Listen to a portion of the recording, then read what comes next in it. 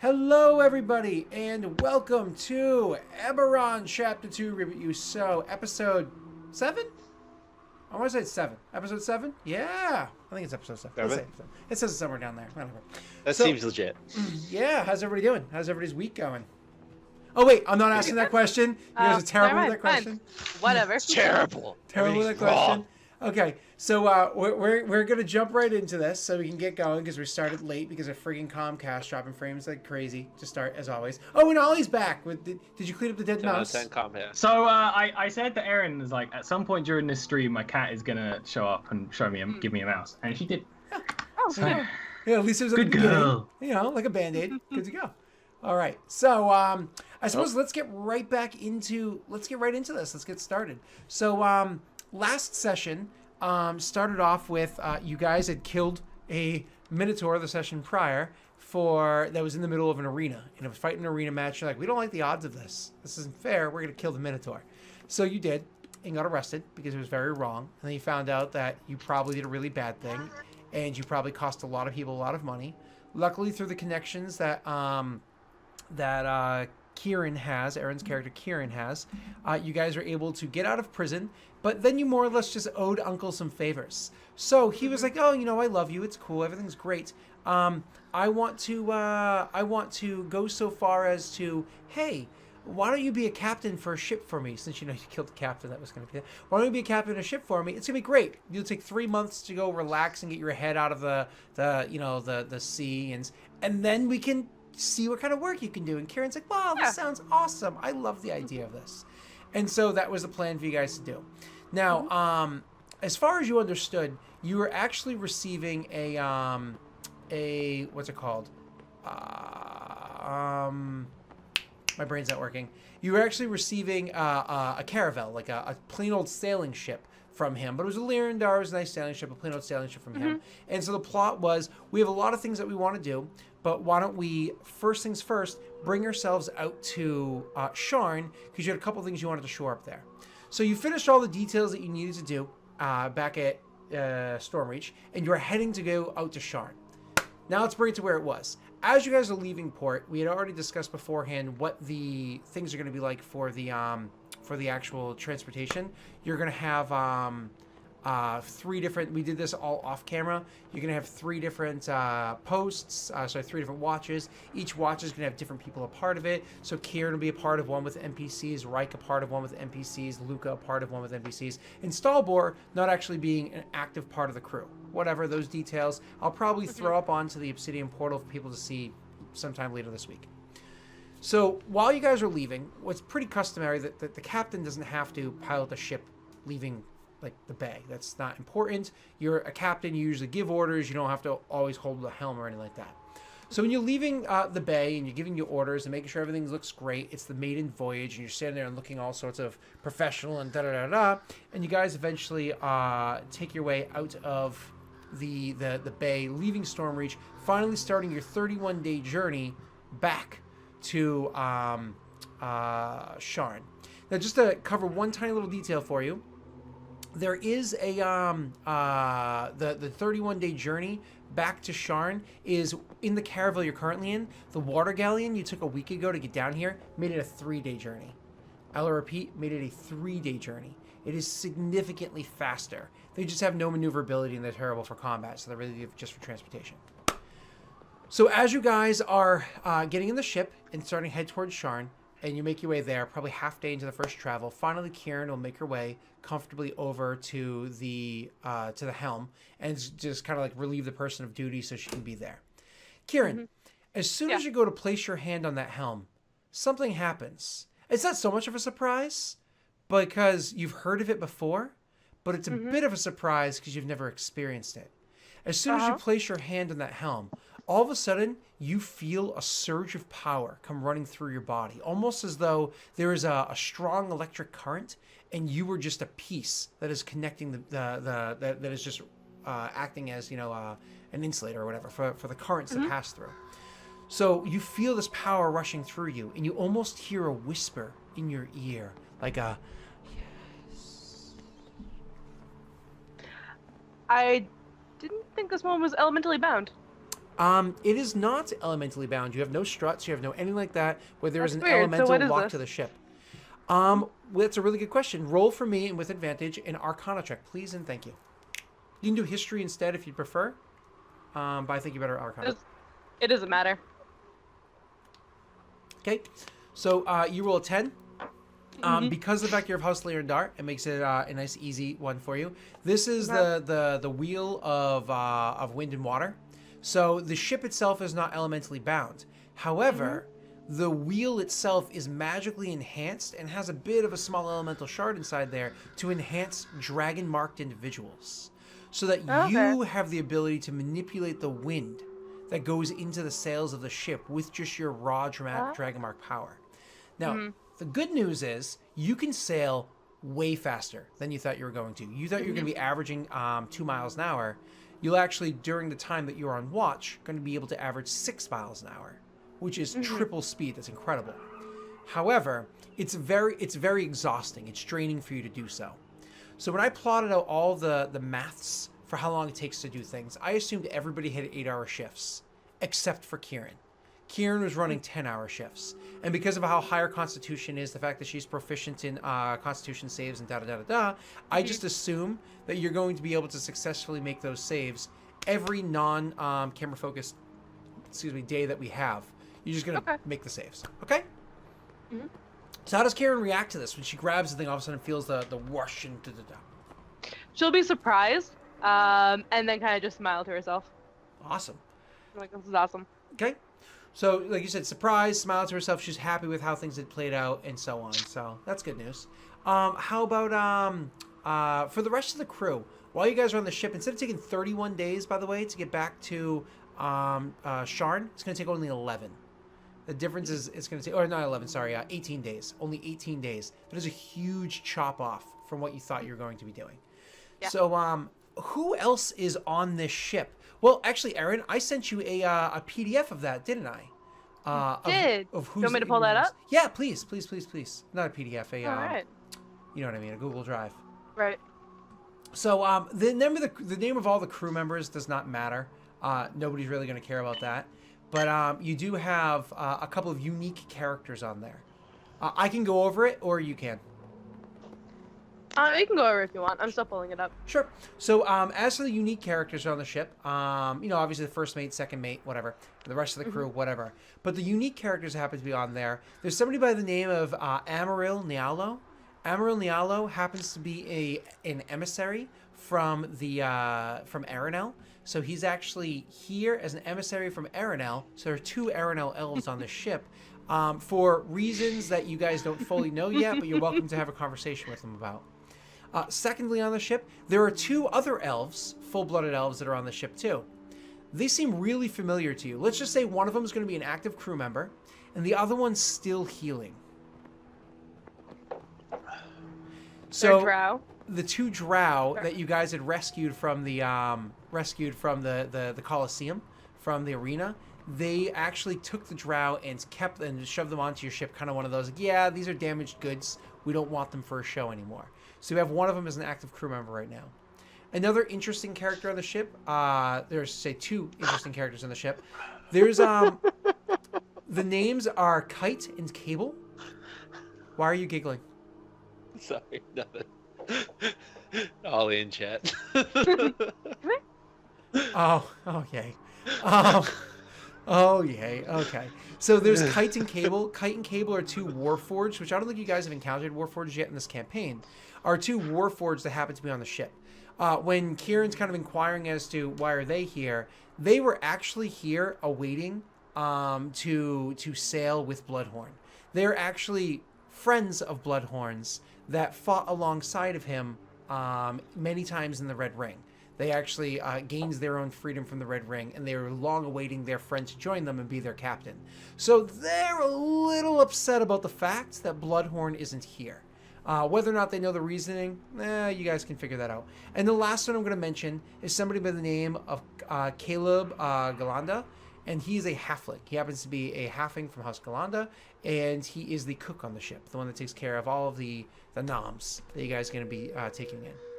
Hey, Scott, is the absence of the Dia intentional? Is he not like a blood member of House Yolanda? That is very much true. Yeah. Yep. Okay. So while you guys are there, while you're sailing on the ship, it's going to be about 18 days to get from point A to point B. I imagine there's going to be some fun little interactions with those NPCs. So before you kind of get to choose what your interactions are, I'm going to have to choose a couple of them for you. So coming up to Luca specifically, still a little confused. About 3/4 into the first day of voyage, Luca is going to have one of the Warforged come walking right up to him, another one hanging back. So the one that his name is Kite comes walking up to you. He is a Warforged as large as any other that you've seen.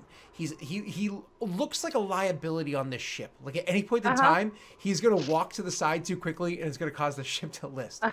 Right? He is a very large, heavy-looking Warforged, and maybe a little concerning to Luca. The ship's doing fine. So he hangs back and watches the other one walk up to you. The other one's name is Cable.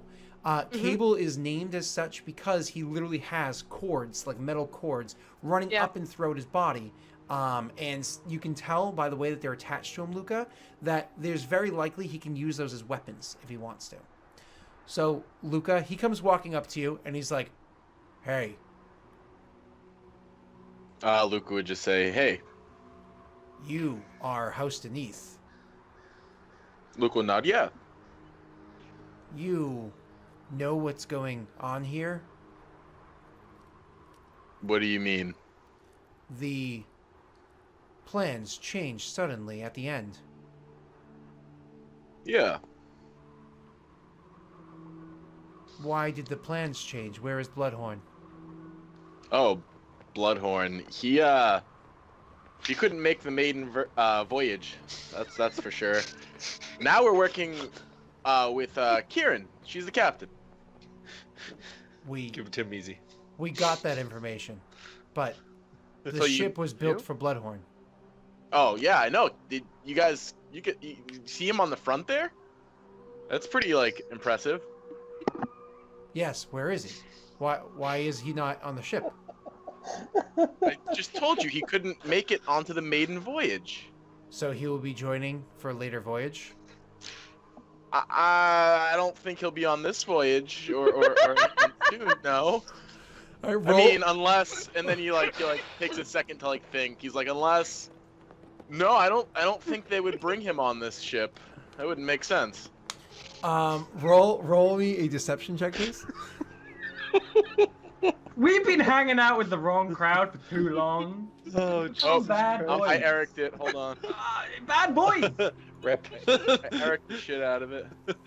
Go fuck yourself. How I about did that so bad on Wednesday. I did it left and right. You were So arrogant bad. it left and right on Consistently. Wednesday. I'm gonna I hate spend all an of you action guys. point. Okay. D6, right? Yep, D6. I just want to point out that Stalbor has probably never met a Warforged. Okay. Noise. So, 15. well, he's definitely seen them in Sharn. He maybe not had a personal interaction with them. Conversation, probably, yeah. So he says, so you kind of tell him your lies, and he's like, "Oh, so perhaps in the future then." I don't think so. Stop Then it. a different ship or doing something else.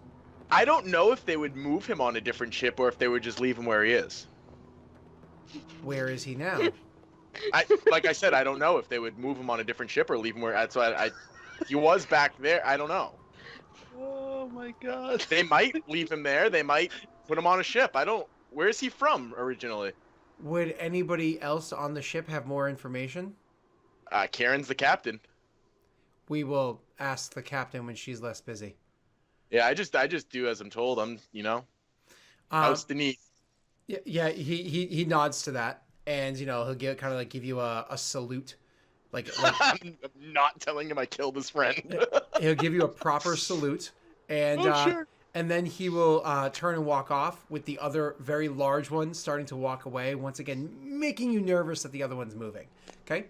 Another interaction that happens to happen amongst you guys is the halfling not the halfling, sorry. While you're kind of checking around below deck and everything, Reich, you're going to see, because it's bright outside, you're going to see checking around below deck, there are 2 drow down there. Now, whether or not you're able to identify the other, because all drow look alike, right? No, I'm just No, kidding. no. So, Bad Scott.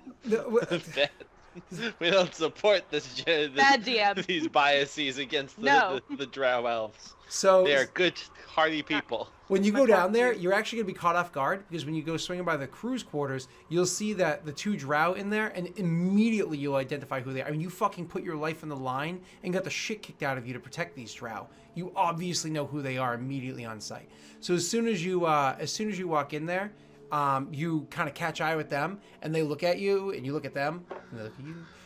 The one of them is clearly like hasn't gotten up. His leg is lifted even higher than the rest of his body. And he's relaxing. The other one's standing and kind of like rummaging through some stuff. So when you walk in, there's that like tension for a second, then they realize who you are.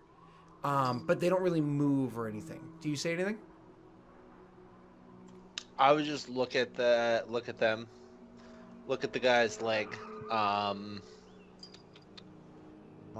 trained, but I would like to make a medicine check to see if I can make sure that they're doing everything they can to speed along his little healing process here. Sure. Not bad. Not bad at all. So you walk over and you start checking out what it is that he's doing. And honestly, it does not look like the splint was put on correctly. It doesn't look like it was wrapped with it's tight in different areas, but not tight in the right spots. And you honestly think that you can do a better job. Do you choose to do so? I would say to them, common. And he kind of gives you a face like, eh. I point at the leg and I say, it's not done well. I'd like to fix it. And I look at the guy whose leg it is and I say, is that okay? He nods to that. I'm going to re-splint his leg. I'm not super like nice. I'm not gonna be like ginger about it. I'm a soldier, and so if he like winces and stuff like that, I kind of ignore it. But I am thorough, and I do it the correct way. I say after I'm done, that should give hold you. on before you say anything after you're done.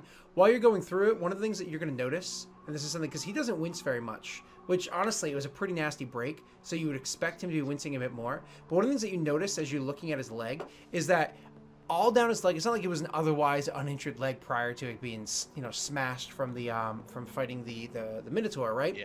You could actually see down his leg there are bits of like chitin that almost seem like they were, I guess, surgically embedded into his leg, and it's done so in a beautiful pattern, so it runs down the side of his leg. Sadly, parts of the chitin are now broken from his leg being broken. It broke through it. There are bits of chitin running down the leg. Could you do me a favor? Roll me a nature check to see if you can identify what they are. I will definitely do that. Bam. Unfortunately, you can't. You have no clue what this is, but there is some sort of, again, chitin or like shelling that is like embedded it surgically into the side of his leg and whatnot. And as you're kind of like looking at that, and your character is fairly perceptive, as you're looking at that and kind of looking around at the other guy, as the other guy like leans over to get something, and his shirt on his back rides up a bit, you can see this parts of his back have bits of chitin are replaced as well. It's actually over like where his spine is and everything. It's a very bizarre thing. The color of the chitin is varying between like a lighter gray to a stark white. And you can clearly see by the muscles and everything of their bodies, these are people that know how to move and move quickly. They're not like your regular common farmers that you're going to see back in Corvair, right? Okay. Well, So I'm say not what gonna. you'd like. I'm not gonna say anything to them about that. I'm just going to quietly work on the legs, Mhm. and unless they say anything after I'm done, I stand up, just kind of like.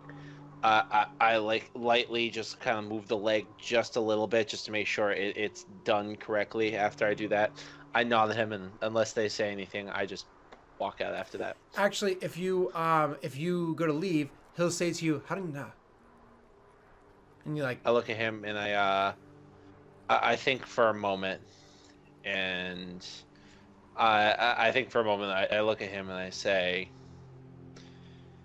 "You're safe." Safety. I kind of like make like a motion like defending yourself, and I kind of like gesture and I said, "Safe. he No nods. one will harm you." Yep, he nods, and then he turns to the other drow in the room, and do you speak Elven at all or no? No. Okay. He speaks to the other drow in the room in a language you've never heard. It's actually you can't even put any of it together. And he has a conversation with them. They go back and forth for a little bit. And then the one that's across the room, he nods. I don't want to say begrudgingly because that's not appropriate. He nods in agreement, but it was clearly the other person's idea. And then he goes back over to the area where he was rummaging through things, and it seems like he pulls out exactly what he just finished putting inside there, kind of like hidden underneath. And it actually pulls out this strange-looking, a piece of cloth all wrapped up and hands it to you. When you open up the cloth and look, you see it's a strange-looking dagger. It looks like it was what it's made out of is you have no clue. You just know that the handle of the dagger is maybe a bit thicker than you would have expected it to be. You happen to be a huge person, so it's easy for you to wrap your fingers around. Yeah. And these elves happen to have very, very long and dexterous fingers, so they easily could do so as well. But maybe Luca would have a hard time. I don't know. Have you ever checked to see if he has stubby fingers or not? The top of the hilt, sorry, where the cross is, instead is this like a large bulbousy, almost shell-like thing, which is very strange. And even the blade of the dagger is this really wide cylindrical shape that comes down almost into a hooking point. It is very, very bizarre looking. It almost looks like, honestly, you don't even know. Like it looks like it came off of a creature, but it's clearly meant to be a weapon. Like a claw? But it's only one little, and it's super wide at the base and comes forward. But yeah, almost like a claw. From the width that it starts at and the width that it ends at, it's just too extreme to be a normal claw. I kind of like measure it in my hand for a moment. Mm-hmm. And I love the material that the weapon's made out of. Does it seem like similar to material that they had fused onto them? Absolutely, yep. I nod, and I wrap the dagger back up, and holding it both hands, I give them a short bow, and I say thank you. And unless they move to do anything else, Reich will awkwardly just kind of walk out of the room. Okay. And then he walks out of the room, and they. I would go directly to Stalbor. Sounds great. You're gonna go directly to Stalbor. I got a Stalbor. new toy. However, Stalbor also during that, probably not that first day. That first day, clearly him and the other Aranel elf noticed each other. Like, are you kidding me? Two Aranel elves on one boat? Like, really? Sailing towards Corvair from different places of origin? Like, come on. Yeah. Come on. They clearly noticed each other. We're not often outside of the island. Yeah, exactly. So, but the fact that you're both there doesn't instantly merit out. Oh, hey, buddy! That's just not how they are. That's not their culture. No, not for Stalbor. No. Especially not for Stalbor. That's not their culture. So Stalbor has seen the other guy, and the other guy's seen him, and Stalbor has made a mental note of, oh, fuck. And and then that's kind of just like where things sit with him at the moment. So you go rushing right up to Stalbor, as you said. Go ahead. Guess where Stalbor is? He's hanging over he's like leaning on the edge of a ship looking at the water. Ah, there you go. Guess where he's going to be most of the time? Yeah. Looking at the water. Yeah. Go ahead, Eric. I walk over to him, kind of like stopping for a moment, just staring at him as he stares over at the water, and then I walk and stand next to him and stand for like a good long, like half a minute, just in quiet, reveling of the sight, and I say to him, I don't know what you're looking for, but I can tell you that whatever it is, it's not going to find us on the water. Oh, I know what I'm looking for. I know where it is. What have you got in your pocket, right? Well, that's why I came to you. He hasn't turned around yet. That's why I came to you about. I produced the weapon, then I hand it to him. I say, know anything about this? As soon as he grabs it, to me. The boat just knocks and he just drops in the water. No! I'll take it. Just like looks like a scorpion stinger to me. Can I do a little check on it? Because that's going to be my assumption based on a little bit of everything. Well, you can make me an Arcana check on it. Ooh. Trying to whip in a little bit of my 20 intelligence. Okay. Hopefully that helps. Hey. So you know that it's very common from what you've heard from stories and whatnot before coming from those of your kin that go to Zendrick, that it is very common that your kin that live over there, the ones you know as the Drow, that they tend to use, almost idealize, like spiritually idealize scorpions. Yeah. And because of this, the different groups of them, different tribes of them, whatever their caste system is, use them in different ways. But it's very common they use them as weapons. It's like the most common feature of it. Cool. I'll briefly say the same thing as like, this is a drow weapon. Pretty important stuff. They idolize scorpion kind. They wouldn't give it to just anyone. This is almost like, well. You also know, sorry, Ollie, because you're 24, that it's very likely this thing is loaded with poison or can be loaded with poison. I would examine it and sort of see, and I'd actually sort of turn and, as if like snapping out of my funk, start explaining it to Reich in a little bit too much detail, like about how the anatomy of the stinger and all the stuff is worked together, and how you could possibly load poison in it unless there's poison already in it. It's like usually the poison would come from a gland that's in this part of and that sort of thing. I actually listened with rapt attention, just kind of amazed by the whole situation. Seems like a perfect weapon for you. I mean, you don't seem like a poisoner kind, but I think you would maybe see value in it occasionally. Not against the concept. It's just never one that the hobgoblins have mastered. But perhaps I should take a thing or two from my friends. I can definitely use the assistance in combat, as we've recently seen. And I'll take the weapon back with a little bit more care than I was before. Wrapping it up with emphasis of wrapping around the point, and I'm not, instead of like stowing it in my pocket like I was before, I'm gonna stow it in my bag. Wait, you mean you're not gonna like safety off, put a pistol straight down the crotch of your pants and be like, "What? Yeah. This is cool, right?" Yeah, boy. Yeah. Yeah, I'm gonna stow it in my bag, throwing it back over my shoulders, and I'm gonna stare across the ocean for a moment with Stalborn, and I say, "Well, whatever it is you're looking for, I hope you find it, or maybe I hope you don't." And I put my hand on his shoulder for a moment, and then I just walk off.